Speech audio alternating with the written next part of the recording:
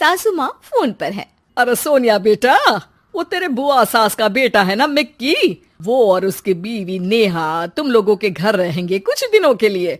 अच्छा ठीक है माँ जी।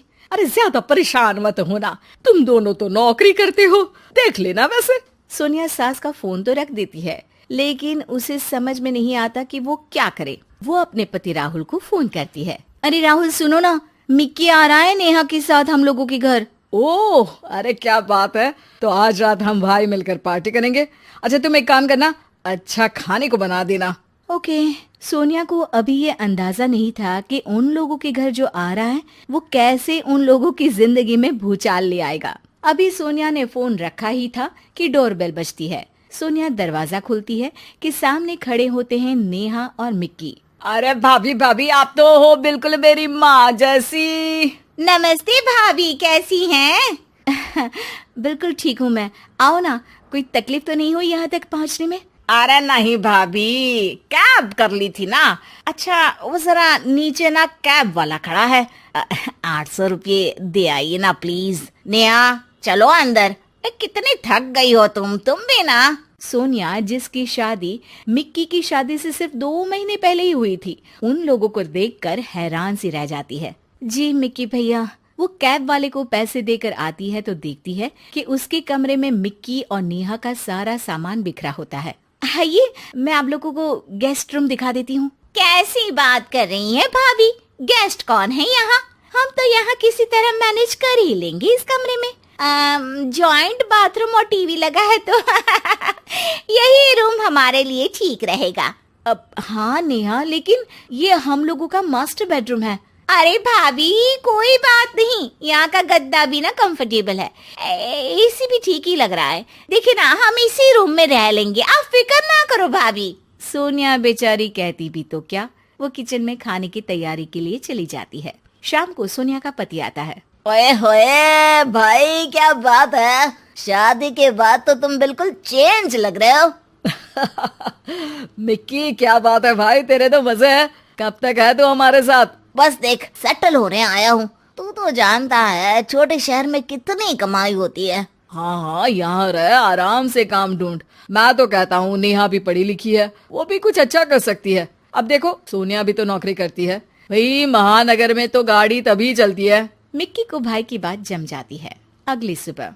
अरे ये मिक्की और नेहा कहाँ गए? कार लेकर गए हैं तुम्हारी, बोल रहे थे शाम तक लौटेंगे। हे भगवान, ये क्या मजाक है यार, कल बता देना चाहिए था उसको कि कार ले जानी है। मैं ऑफिस समय से पहले निकलता, अब ऑफिस कैसे जाऊंगा? मैं नहीं जानती, दिन का खाना ना बाहर खा लेना। मैंने ऑफिस में आज की लीव डाल दी है। सुबह से उन लोगों के लिए नाश्ता और खाना बना रही थी, अब हिम्मत नहीं कर रही है। शाम को दोनों घर आते हैं। सोनिया और उसके पति के कमरे में जाकर जोर जोर से टीवी लगा लेते हैं। वो आज ना एक सीरियल बहुत अच्छा आने वाला है, मैं कब से उसका इंतजार कर रही हूँ। अरे नहीं नहीं भाभी, आज नहीं, आज तो कौन गाएगा गाना का फाइनल है, आज तो मैं ही टीवी देखूंगी। सोनिया गेस्ट रूम में आ जाती है। हे भगवान, कब तक ये दिन देखना है, अपने ही घर में बेगाने जैसे रह रहे हैं। सोनिया पति को फोन करती है। क्या है जी, कब जाएंगे ये लोग? अरे क्यों, क्या हो गया? अरे यार, न कमरा अपना न कार, मैं तो तंग आ गई हूँ इन लोगों से। कोई बात नहीं, मैं बुआ से बात कर लेता हूँ कि इन लोगों को किराए में कहीं कोई अच्छी जगह दिला दे। अरे डोंट वरी डार्लिंग। रहने दो, अच्छा नहीं लगेगा, कुछ दिन बाद बात कर लेना। सोनिया पति से बात करके सो जाती है, लेकिन शाम को जब वो किचन में जाती है तो किचन की हालत देखकर दंग रह जाती है। इतनी गंदी फैली रसोई किसने की? मेरे तो बस का ही नहीं इसे साफ करना। लेकिन यहाँ आया कौन था? मैं आई थी भाभी, वो मिक्की को ना केक खाने का मन था तो वही बनाया था। केक इतना टेस्टी था, इतना टेस्टी, क्या बताऊं आपको। पूरा केक मिक्की खा गए, किसी के लिए नहीं छोड़ा। मुझे तो बस ना छोटा सा टुकड़ा मिला। बुरा मत मानना हाँ प्लीज। अरे नहीं नहीं, बुरा क्या मानना, मुझे तो वैसे भी मीठा कम पसंद है। सोनिया किचन की हालत और नेहा की बेशर्मी भरी बातों को पी जाती है और सोचने लगती है कि ये लोग जाएंगे कब। भाभी, वो आपकी जो रेड वाली साड़ी है ना, वो प्लीज आज मुझे दे दीजिए। मैं और मिक्की शाम को मेरी चाची के घर जा रहे हैं तो देर रात तक आएंगे। तुम्हारी चाची यहीं रहती है? तो कुछ दिनों के लिए उनके घर स्टे कर लो ना, उनको भी अच्छा लगेगा, वरना कहीं बुरा ना मान जाए। अरे नहीं नहीं भाभी, मैं ना वहाँ कंफर्टेबल नहीं हूँ। हाँ हाँ, मेरे रिश्तेदारों के साथ आप क्यों कंफर्टेबल फील करेंगे? ऐसी बात नहीं है नेहा, हम भाई एक दूसरे को बचपन से जानते हैं, हम एक दूसरे को समझते हैं। अरे तुम्हारी चाची के लिए जो कुछ तुम बताती हो उसे सुनने के बाद मैं कैसे उनके घर रुक सकता हूँ? नेहा थोड़ा अनकंफर्टेबल फील करते हुए कहती है, हाँ लेकिन सामने तो अच्छे हैं ना, हमें क्या करना भाभी कि वो पीछे क्या बोलते हैं। हाँ लेकिन मुझे फर्क पड़ता है। मैं भैया और भाभी के पास इसलिए हूँ क्योंकि मैं जानता हूँ कि भैया और भाभी मेरे पीछे मेरी बुराई कभी नहीं करेंगे। ये बोलकर दोनों वहाँ से निकल जाते हैं। सोनिया उन लोगों के जाने के बाद अपना कमरा साफ करती है। अपना जरूरी सामान तो गेस्ट रूम में ले जाऊं। उसे पति की पुरानी फाइल मिलती है। सोनिया उसे खोलकर देखती है। अरे ये क्या, मिक्की भैया इन्हें हर महीने पैसे क्यों भेजते थे? वो पति को फोन लगाती है। सुनिए, ये मिक्की भैया आपको कॉलेज के समय में पैसे क्यों दिया करते थे? उधार लिया है क्या इन्होंने आपसे? अरे नहीं नेहा, दरअसल तुम जानती हो ना कि हम लोगों की आर्थिक स्थिति खराब रहा करती थी। मिक्की ने ही अपने काम में लगाने वाले पैसों को मुझे देकर मेरी पढ़ाई पूरी करवाई थी। मैं उन लोगों के घर ही रहा करता था, सारा दिन पढ़ता। मेरे खाने पीने से लेकर कपड़े तक का ख्याल बुआ और मिक्की रखा करते थे।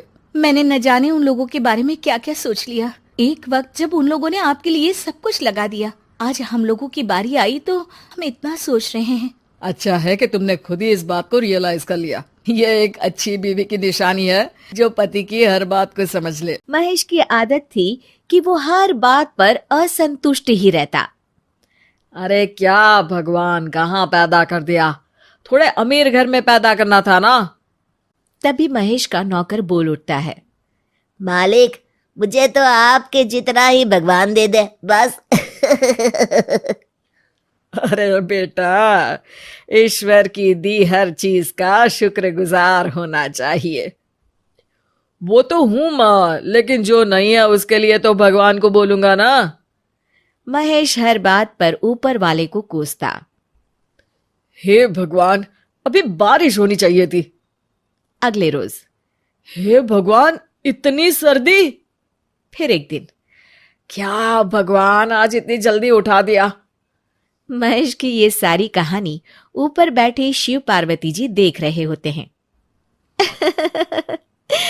भगवान, वैसे ये भले ही आपको कोसे, लेकिन आपके होने का इसको पूरा विश्वास है। ये जानता है कि आज सुबह अगर ये जल्दी उठा तो उसे उठाने वाले आप ही हैं।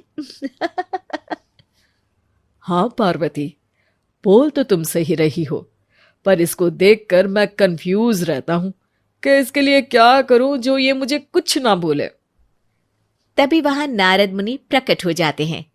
नारायण नारायण, माँ पार्वती और देवों के देव भगवान शिव को नारद का नमस्कार।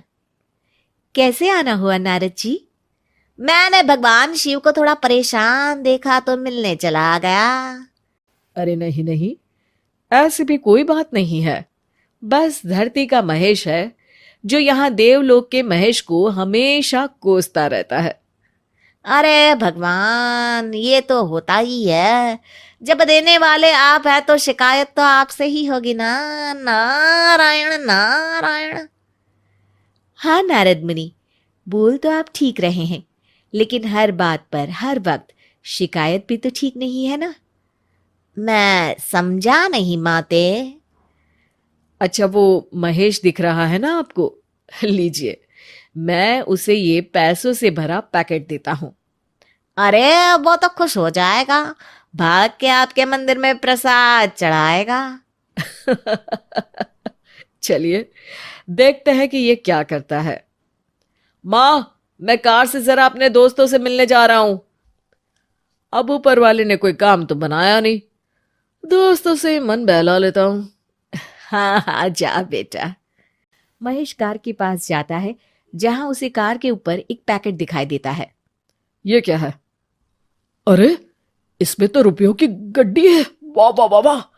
वो पैसे गिनता है और निराश होकर बोलता है, ओह, सिर्फ 50,000 का छोटा सा पैकेट। क्या ऊपर वाले, जरा 1 करोड़ का बैग ही रखवा देता। अब इसमें क्या होगा, चलो कोई ना, काम चला लेता हूं। लेकिन भगवान, ये देख लिया मैंने कि आपके पास मेरे लिए कुछ भी नहीं है।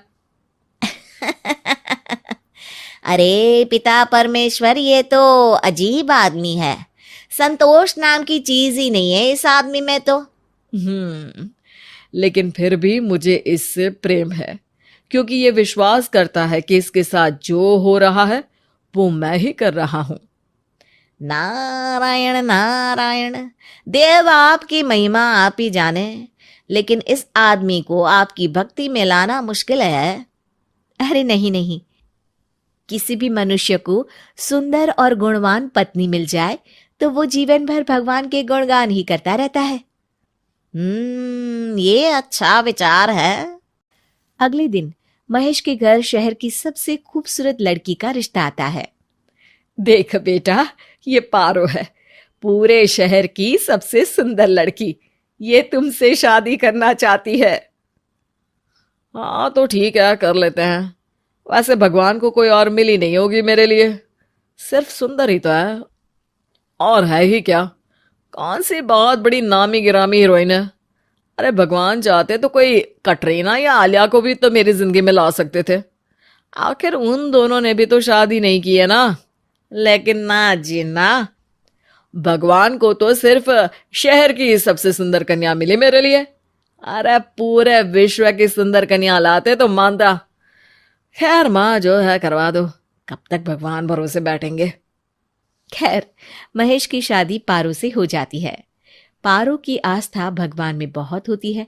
वो हर बात पर ईश्वर की शुक्रगुजार होती है।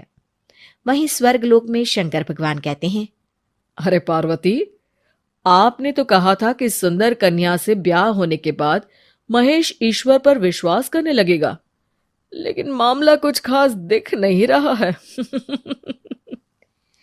हाँ देव, पता नहीं कौन सी चीज इस व्यक्ति को ईश्वर या फिर खुद की जिंदगी के प्रति प्यार और विश्वास का कारण बनेगी। तभी वहां गणेश जी आ जाते हैं। माताजी, पिताजी, मुझे घुमाने ले चलिए ना। हाँ पार्वती, अगर महेश के पास एक बालक आ जाए तो उसे ईश्वर पर विश्वास जरूर हो जाएगा। हाँ देख लीजिए ईश्वर, मुझे तो विश्वास अब कम ही है। फिर क्या था, साल बीतते ही महेश और पारो के एक बहुत ही सुंदर बालक का जन्म होता है। अरे वाह महेश, तू तो सच में किस्मत वाला है। अरे क्या कहना, जितनी सुंदर पत्नी उससे भी सुंदर तेरा बालक।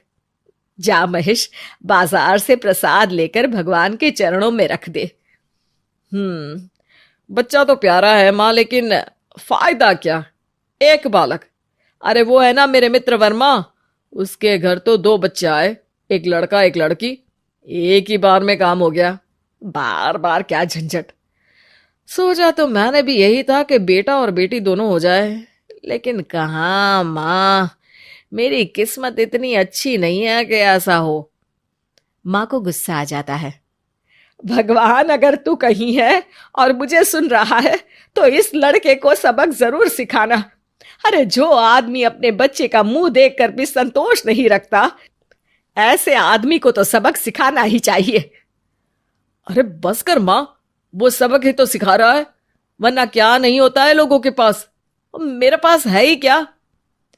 अब तो माता पार्वती और भगवान शंकर को भी गुस्सा आ जाता है। हाँ, महेश की मौत सच कह रही है।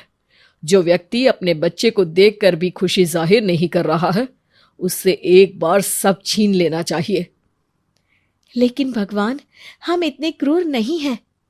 हाँ पार्वती, हम क्रूर नहीं हैं, लेकिन इस आदमी को सबक सिखाना जरूरी है। मैं ये नहीं कहता कि वो ईश्वर का शुक्राना करे, लेकिन वो इस सुंदर जीवन की प्रशंसा करे, आसपास के लोगों को प्रफुल्लित करे, धरती को जीवंत बनाए, पर नहीं हर वक्त नाशुक्री, हर वक्त लानत। ये इंसान ही तो है ना। बस फिर क्या था, एक दिन, सुन रहे हैं, हमारा मुन्ना कहीं दिखाई नहीं दे रहा। हे भगवान, ये क्या कर दिया, एक ही बस लड़का दिया, उसे भी गायब कर दिया। चलो मैं ढूंढ कर लाता हूं। महेश घर से बाहर बच्चे को देखने जाता है, लेकिन उसे बच्चा कहीं नहीं दिखता। वो घर वापस आता है। पारो, अरे पारो कहाँ हो? मुन्ना कहीं नहीं दिखाई दे रहा। कहाँ छोड़ा था तुमने मेरे मुन्ने को? अरे वो पारो तो तेरे साथ ही गई थी ना। अरे नहीं तो मेरे साथ कहाँ, मैं तो अकेला गया था। अरे वो रो रही थी और तेरे पीछे गई थी कि मुन्ना नहीं मिला तो मैं वापस नहीं आऊंगी। क्या ईश्वर, क्या माया है तेरी, जो थोड़ा बहुत दिया था वो भी छीन लिया। कुछ महीने हो जाते हैं। अब ना तो महेश की पत्नी वापस आती है और ना ही उसका बच्चा। कमाई भी उसे बहुत मेहनत के बाद ही मिलती है। एक दिन माँ कहती है, अरे बेटा, ये पास के गांव की एक लड़की है। पहले तेरी शादी इसी से होने वाली थी, लेकिन पता नहीं कहां से पारो का रिश्ता अचानक से आ गया और इस लड़की की भी अभी तक शादी नहीं हुई है। हो सकता है भगवान ने इसे तेरे लिए ही बनाया होगा। अगले महीने मैंने तेरी शादी इससे तय कर दी है। महेश उस लड़की को देखकर सुंदर पारो को याद करता है। जैसा तुम कहो माँ, लेकिन भगवान ने मुझे पारो जैसी सुंदर गुणी लड़की दी थी। काश वो होती। माँ, मुझे मुन्ने की बहुत याद आती है। उन लोगों जैसा कोई नहीं हो सकता। महेश भागकर शिव पार्वती की प्रतिमा के सामने बैठ जाता है। हे भगवान, मेरा नाम भी तो आपके नाम से है। मुझसे बहुत बड़ी गलती हो गई। मैंने आपकी महिमा को कम आंका। मुझे माफ कर दे ईश्वर। ये बोलकर महेश रोने लगता है, लेकिन जैसे ही वो सर ऊपर करता है, उसके सामने पारो खड़ी होती है, जिसके हाथ में मुन्ना होता है। क्या हो गया जी? आज सूरज कहाँ से निकला है? आप भगवान का शुक्रगुजार कर रहे हैं। पारो को सामने देखकर महेश मुस्कुराकर उसे और बच्चे को गले लगा लेता है। मैं समझ गया पारो, तुमको और मुन्ने को मेरी जिंदगी में ईश्वर ने ही लाया है। मैं कितना खुशकिस्मत हूं। ये सपना था शायद कि तुम लोग मेरी जिंदगी में नहीं हो। मैं समझ गया, आदमी खोकर ही पाने की कीमत को जानता है।